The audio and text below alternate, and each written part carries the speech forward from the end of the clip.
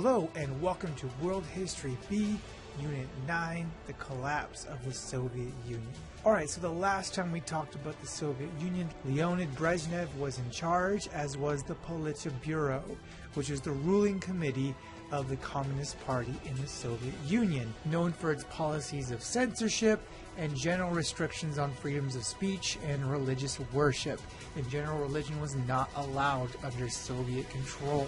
But after almost 40 years of Soviet control, many territories, many people in the Soviet Union and its many territories started to rebel. They didn't like the all-powerful government controlling so many aspects of their life, especially now that they were no longer benefiting from it. People's quality of living was beginning to drop under the inefficiencies of the communist government, and we began to see the cracks in the system leading up to the collapse. In Romania, one of the strongest allies of the Soviet Union, the communist dictator Nicolae Ceausescu ordered the army to fire on demonstrators who were protesting his government, demanding democracy in the city of Timisoara, killing and wounding hundreds of people. He thought this would establish control and restore order, but instead it just inspired people to fight even harder, and days after the massacre, the revolution not only continued, but succeeded in kicking him out of power and having free elections for the first time in decades. In Poland, Solidarity was a Polish labor union that achieved a major milestone of its own by forcing the government to recognize it as a real labor union after striking at the Gdansk shipyard. Now, in the Soviet Union, because there is not supposed to be private control, people are supposed to defer to the government, labor unions were deemed unnecessary and therefore illegal. But here was a victory where someone, Lech Walesa, led the union to not only strike, risking his own life and the lives of everyone in the labor union, because the Polish government definitely could have sent the military in, but instead forced the Polish government to recognize the union, making Lech Walesa a national hero in Poland. He was eventually elected to the presidency in 1990 as democratic elections were once again restored in the nation of Poland. Meanwhile, in another former Soviet territory, Czechoslovakia, on November 17, 1989, riot police attempted to suppress a student demonstration in Prague. This event sparked a series of demonstrations from November 19th to late December. And by the second day of the protest, the number of protesters assembled in Prague had grown from 200,000 the previous day to an estimated 500,000. This was known as the Velvet Revolution in Czechoslovakia. And the leader of this movement was Václav Havel. After a 2-hour general strike involving all citizens of Czechoslovakia, the entire top leadership of the Communist Party resigned, ending 41 years of communist rule. Václav Havel was eventually elected president of Czechoslovakia after the end of communist rule. After Czechoslovakia split into two different nations, the Czech Republic and Slovakia, he was elected president of the Czech Republic. Meanwhile, back in the Soviet Union, Mikhail Gorbachev was the next leader after Brezhnev stepped down. And this leader had a very different attitude towards not only the past of Russia, but where it should be heading in the future. See, he lived during Stalin's purges, and his grandfathers were among those arrested during Stalin's era. So he had first-hand experience with the brutality of Soviet control. As leader of the Soviet Union, he introduced glasnost, which is a policy of openness to the free flow of ideas and information. He allowed the open and free publication of books, any books at all, no more censorship there. He allowed churches to open and allowed people to worship any faith they chose.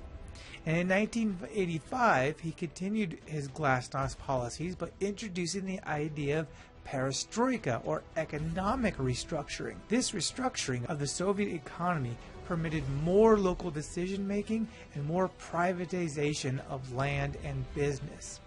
All these changes led to many ethnic groups deciding now was the time to fight for independence, because in addition to examples in countries like Romania and Poland, here was a leader admitting that the Soviet system was a failure and needed to be reformed. And it would be under Gorbachev's rule that 14 Soviet republics began to break away from the Soviet Union. And nowhere was the impending collapse of the Soviet Union and communism more symbolically represented than in Germany. After 40 years of communist rule, East Germany was in ruins. Railroads, highways, telephone systems, they were using the same systems in 1989 that they had used in 1944. However, unlike what happened in Romania, this was known as one of the few peaceful rebellions, as no blood was shed in the turnover from communism to democracy. The pinnacle of the reunification of the two Germanys resulted in the tearing down of the Berlin Wall, which, if you remember, was the symbol of the Iron Curtain, the separation between Eastern communism and Western democracy. And as it fell, so too would fall the Soviet Union. On the screen is a map of the Soviet Union. On the map, if you look at the red border here, you see the borders of the former Soviet Union. But as the Soviet Union began to collapse and the Soviet republics began to demand independence, you can see the new republics that were beginning to form, including Russia itself, as Russia no longer would be known as the Soviet Union and instead would be called the Russian Federation.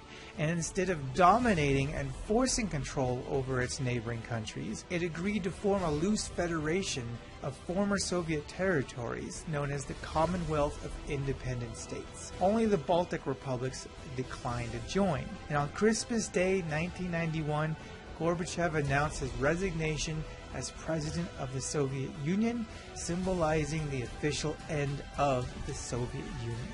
Boris Yeltsin became the Russian Federation's first directly elected president in 1990. He demanded a return of the country to normal constitutional developments. Soon after he came to power, there was a coup to try to replace him and bring back some of the Soviet policies and maybe even restore the Soviet Union. But it was too late. The Soviet Union had collapsed, and with the failure of the coup, a message was sent to the rest of the world that the Soviet Union was gone and the new Russian Federation would do things much differently and hopefully much more humanely than it had in the past. But despite Yeltsin's stated good intentions, all was not going to be moving smoothly. Russia would have a long road to recovery from the economic disaster that Yeltsin had inherited. Yeltsin initiated a number of policies that he called shock therapy, which was an immediate, abrupt shift from a command economy to a new free market economy, where the government had far less control over people's businesses and private decisions. However, Russia was not quite ready for this sudden shift because they are out of practice. They didn't have the infrastructure, they didn't have a lot of the education systems and general structural support for a free market system, which led to wild inflation, employment, and poverty. One observer at the time stated that a visitor to Moscow cannot escape the feeling of a society in collapse. Child beggars accost foreigners on the street. Children ask why they should stay in school when even educated professionals do not make enough money to survive. So while the fall of the Soviet Union was definitely a good thing for Russians as far as peace and no longer being involved in conflicts with the US and its allies, unfortunately the shift to a radically different economic system and way of life was going to be very difficult indeed. In the early 21st century, Russia has still not 100% recovered its position as one of the world economic powers, although it has shown amazing progress from the darkest days of the Soviet Union. And that's all the time we have for this topic. If you have any questions, let me know in class. Thank you.